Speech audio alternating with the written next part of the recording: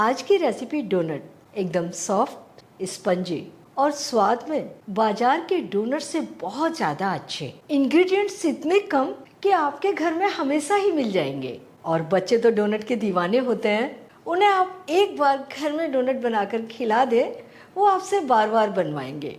और कीमत बाजार से चौथाई से भी कम। इस वीडियो को आप एक बार अच्छी तरह से देख लेंगे तो आप ये डोनट पहली बार में ही बना लेंगे। नमस्कार, nishamudalika.com में आपका स्वागत है। तो शुरू करते हैं। सबसे पहले डो बनाते हैं। ये आधा कप से थोड़ा सा ज़्यादा दूध, लगभग 60 ml। हल्का गर्म दूध लीजिए, ज़्यादा गर्म नहीं होना चाहिए और ठंडा भी नहीं होना चाहिए। 3 टेबल स्पून लेबल करके शुगर पाउडर, वजन में 30 ग्राम। और ये 1 छोटी चम्मच dry active yeast. Dry active yeast को पहले से फर्मेंट करने की ज़रूरत नहीं होती, इसे हम डायरेक्ट ही मिलाकर डो बना सकते हैं। और अगर आपके पास वो दाने वाला ईस्ट हो तो उसे पहले से फर्मेंट कीजिए। और ये 2 कप मैदा, वजन में 250 ग्राम। अब इसे हाथ से गूंथ लीजिए, जैसे आटा गूंथते हैं बिल्कुल उसी तरीके से एकदम सॉफ्ट डो बनाना है। ये 2 टेबल स्पून बटर, वजन में 30 ग्राम। तो इसे पहले मिला लेते हैं और फिर इसकी कंसिस्टेंसी देखते हैं। ये बटर सॉल्टेड बटर लिया है हमने। अगर आप अनसॉल्टेड बटर ले रहे हैं तो इसमें 1 पिंच सॉल्ट डाल दीजिए। ये चौथाई कप दूध और ले लिया, हल्का गर्म है। थोड़ा थोड़ा डाल के आटे को गूंथते जाते हैं, इसे सॉफ्ट बना लेते हैं। और आपको ध्यान रखना है कि दूध बहुत ज़्यादा गर्म नहीं हो और एकदम ठंडा नहीं हो, क्योंकि जो हमने ईस्ट डाला है वो 30 to 60 डिग्री सेंटीग्रेड पर ही आटे को फुलाता है। तो हल्का गर्म, जितना कि हमारा हाथ सहन कर सकता है उतना गर्म दूध लीजिए। इस आटे को आप मल मल के तब तक गूंथना है जब तक ये बढ़िया सा स्मूथ नहीं हो जाता। एकदम सॉफ्ट, एकदम स्मूथ। और देखिए अभी तो ये कितना चिपक रहा है, लेकिन बाद में ये मलते मलते इतना स्मूथ हो जाएगा, आप देखेंगे ऐसा लगेगा एकदम मक्खन जैसा, बिल्कुल हाथ से नहीं चिपकेगा। और मैं इसमें थोड़ा थोड़ा दूध डालती जा रही हूँ क्योंकि मुझे अभी ये सॉफ्ट नहीं लग रहा। पूरा मैंने इसे 5-6 मिनट तक अच्छे से मल लिया और ये एकदम स्मूथ हो गया और सॉफ्ट। देखिए कितना सॉफ्ट है ये। अब इसे अच्छे तरीके से मल के ढककर आधा घंटे के लिए छोड़ दीजिए। गर्म जगह पर ही रखिए, एसी के सामने मत रखिए, ये आटा थोड़ा सा फर्मेंट हो जाएगा। इसके बाद इसमें फिर से काम करेंगे। और इसमें हमने लगभग 2 टेबल स्पून दूध और यूज कर लिया है। चौथाई कप था, ये आधा बच गया है। इसे रखे हुए आधा घंटा हो गया और ये हल्का हल्का सा फूल गया है। हमें पूरा नहीं फुलाना था, बस डो को सेट करना था। अब इसे थोड़ा सा मल लीजिए।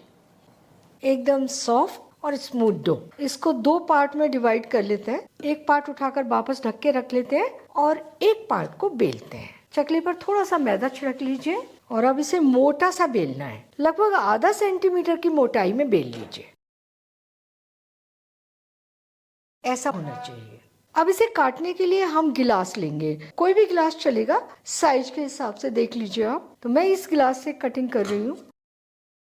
डोनट को बीच से काटने के लिए मैंने एक ढक्कन ले लिया है, इसमें थोड़ी सी मैदा लगा ली है ताकि हमारा जो डो है वो इसके ऊपर चिपके ना। तो बिल्कुल सेंटर में इसे रख लीजिए और इसे दबाकर कट कर लीजिए। अब इन्हें रखने के लिए कोई ट्रे या थाली ले लीजिए। एक्स्ट्रा डो हटा देंगे और इसे फिर से मसल कर इसी तरह से डोनट बना लेंगे। ये आप इस तरीके से ये बीच का पोर्शन भी हटा दीजिए। इसे रखिए एक बटर पेपर पर। छोटे छोटे पीसेस बना लिए हैं मैंने बटर पेपर के। इस पर रख के इस ट्रे में लगा दीजिए।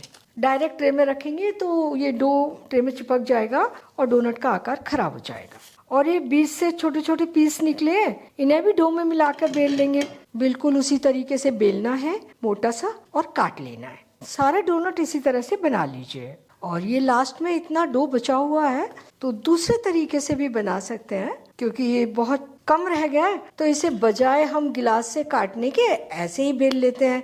इसकी 2 लोइयां बना लेंगे और हल्का सा इन्हीं के साइज का मोटा सा बेल लेंगे। और ढक्कन को इस तरीके से आटे में डिप जरूर कर लीजिए, क्योंकि इससे ना चिपक जाता है ये डो। बस जैसे पहले काटा था बिल्कुल वैसे ही काट दीजिए। सारे डोनट बना लिए और ये लास्ट वाली की कटिंग।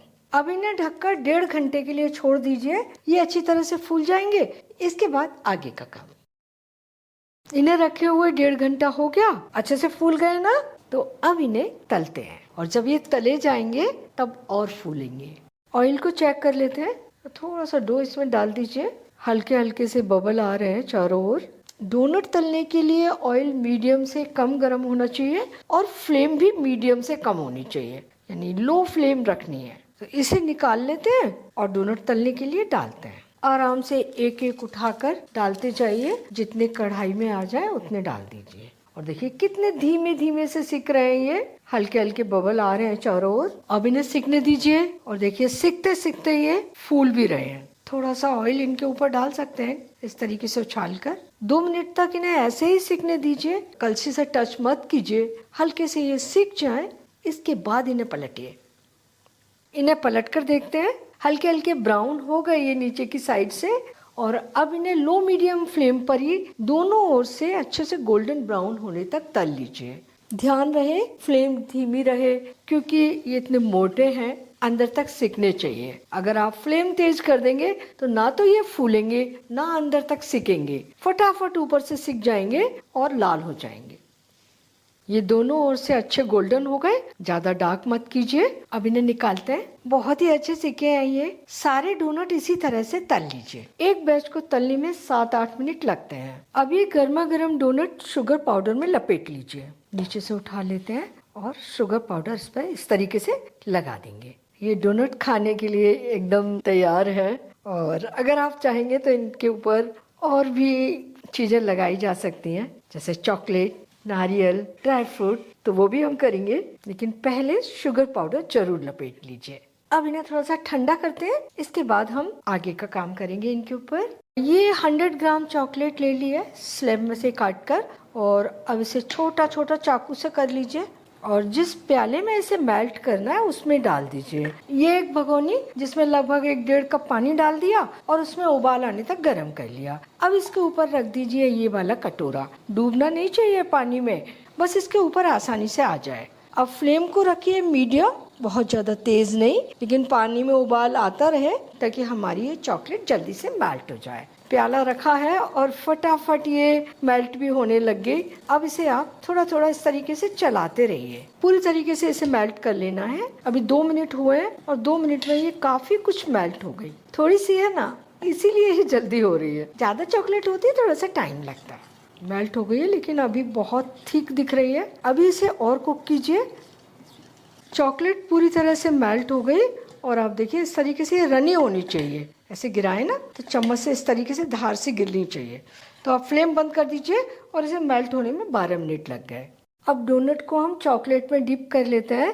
तो इस तरीके से बिल्कुल नीचे नीचे का पार्ट डिप कीजिए और जितनी चॉकलेट अगर इसमें से टपक रही हो उतनी टपका दीजिए। बहुत ज़्यादा चॉकलेट हमें नहीं लगानी है, और थोड़ी ज़्यादा चाहिए आप तो थोड़ा सा ज़्यादा और डिप कर सकते हैं। बच्चों को चॉकलेट बहुत पसंद होती है, इसलिए इनके ऊपर चॉकलेट लगा दीजिए। बाकी तो ये डोनट तो ऐसे ही खाने में बहुत अच्छे लगते हैं। अब इनके ऊपर कुछ और लगाते हैं। ये सिल्वर बॉल थोड़े थोड़े से डाल दीजिए इनके ऊपर। बच्चों को बहुत पसंद आते हैं ये। ऐसे ही कई तरह के बॉल आते हैं, हरे पीले, वो भी आप ले सकते हैं। और अब इनके ऊपर हम डाल रहे हैं ड्राई फ्रूट। तो ये बादाम कतरन और ये पिस्ता कतरन। अकेले बादाम अकेले पिस्ता भी डाल सकते हैं आप। और ये बाकी के 2 पर मैं डाल रही हूँ कोकोनट पाउडर। तो लीजिए डोनट बन गए, चॉकलेट में डिप और ऊपर से आपके अपने पसंद की चीजें डाली गई है। गजब का स्वाद है इनका। बनाने का तरीका एकदम आसान है। अच्छे से खाइए और जो बचे उन्हें एयर टाइट कंटेनर में रख कर रख दीजिए। बाहर ही रख रहे हैं तो 3-4 दिन में ख़त्म कर दीजिए, और फ्रिज में रख रहे हैं तो 1 सप्ताह में ख़त्म कर दीजिए।